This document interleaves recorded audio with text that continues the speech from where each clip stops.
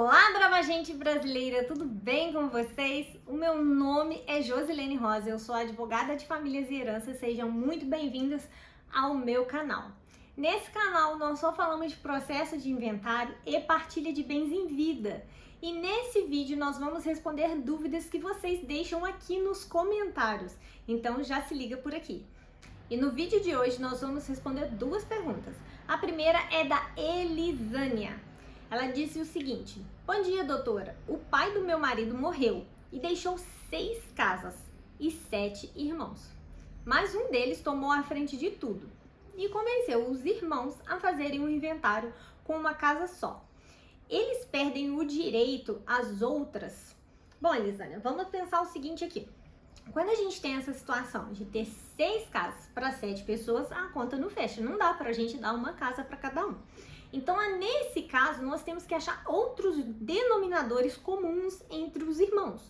Como, por exemplo, dar uma das casas para 2 irmãos que seja solteiro.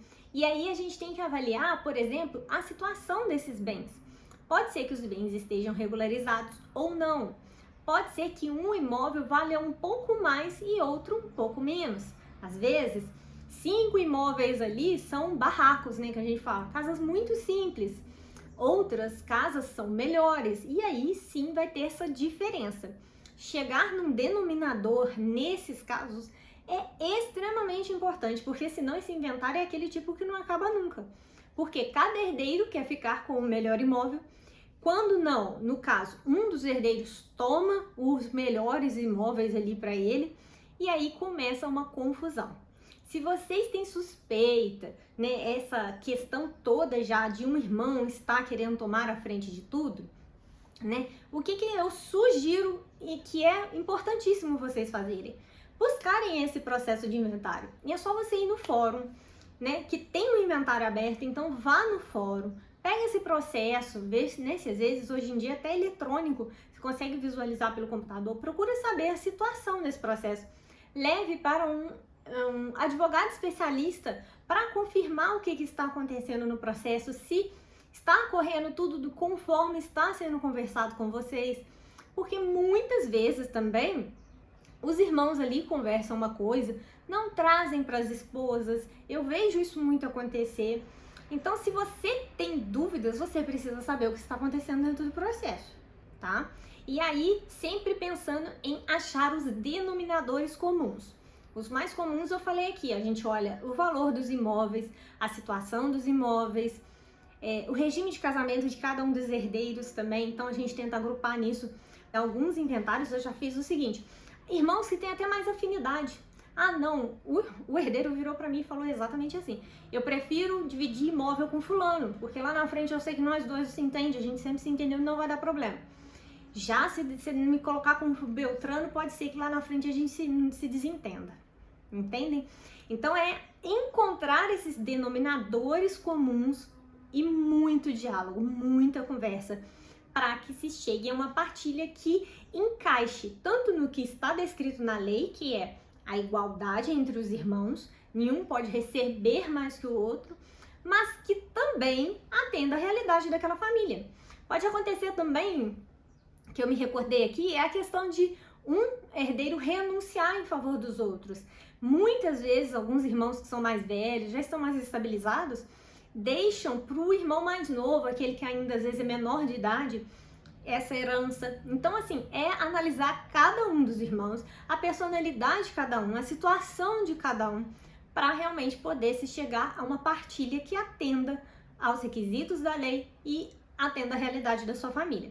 Você realmente já tem um processo judicial aqui, então você precisa ter ele como ponto de partida, tá bom? Vou passar para a próxima pergunta, tá bom, gente?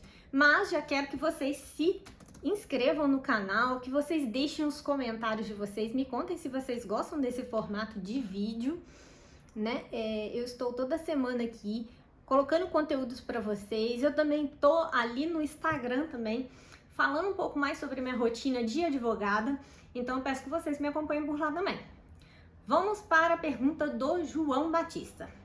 Doutora, boa tarde. Há 20 anos construí sobre a casa do meu pai, porém na época, por desconhecimento e ingenuidade, não Peguei nota fiscal dos materiais. Tenho apenas testemunhas oculares, algumas fotos, declaração da instalação de energia elétrica e uma irmã que testemunhará se for preciso. Meu pai faleceu há 1 mês. Os herdeiros é somente eu e 2 irmãs. Bom, João, quando a gente constrói no lote de outra pessoa, o que a lei diz sobre isso? Diz que você perde aquela construção, ela não pertence a você, porque o lote em si pertence ao seu pai, tá? Então, o que a lei determina? Que é possível você pedir uma indenização nesse caso. Ou seja, você pega ali a indenização sobre o que você gastou, mas o lote ainda é do seu pai. Como seu pai já faleceu, não tem como, vocês precisarão passar pelo inventário. Se não foi feito nenhum planejamento da herança em vida, vocês vão precisar passar aqui pelo inventário para se transferir o lote, né, o imóvel que está no nome do seu pai para esses 3 herdeiros. E aí, o que eu sugiro a mais aqui se você está nessa situação? Eu sempre sugiro que você faça um adiantamento de herança. Se você quer construir no lote do seu pai, né, no lote da sua mãe, o adiantamento de herança é um excelente instrumento para você já pegar aquela parte já e ter como sua. Porque aí depois, dentro do processo de emendar, você vai discutir os outros bens, né? Vai discutir alguma questão de valores, pode ter. Mas quando você faz um adiantamento de herança, você já tem ali um pouco mais resguardado os seus direitos. E uma segunda possibilidade também, se a gente for pensar como um todo, né? É já deixar a partilha de bens em vida resolvida. No caso do João, infelizmente não tem mais como. O pai dele já faleceu tem 1 mês. Mas se em vida, se você está passando por essa situação agora, fica ligado nessa dica. Se você já deixa ali a partilha de bens feita, você já pode deixar regularizado essa parte também. Já definindo que esse irmão que construiu tenha direito a ficar com aquela parte da herança. E aí, o que sobrar vai se dividir para as 2 irmãs ali. Aí a gente tem que fazer um pouco de cálculo aqui também, né? Porque ele não fala aqui o valor dos bens. Mas é possível, dessa forma, a gente agiliza e evita muitos problemas, mas muitos problemas. Porque quando os pais ainda estão vivos, é muito mais fácil o diálogo entre os irmãos, que ainda tem um elo que une eles ali. Agora, você pode ter problema com uma das suas irmãs, né? Porque você falou que uma já testemunha a seu favor. Então, acho que uma não vai ser o seu problema. Pode ser que a outra te dê uma certa amolação.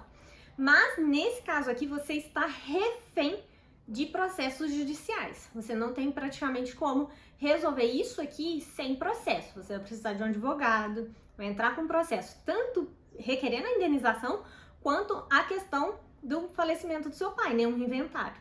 Então, nesse caso, o João Batista ficou refém de processos judiciais.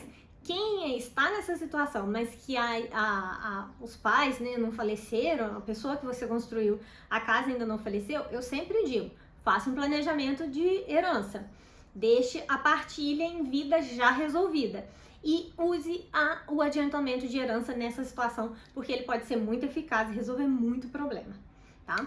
Eu espero que vocês tenham gostado desse vídeo. Eu fico por aqui, sempre coloco aqui minhas redes sociais para vocês me acompanharem por lá também. E até a próxima semana. Um grande abraço, tchau!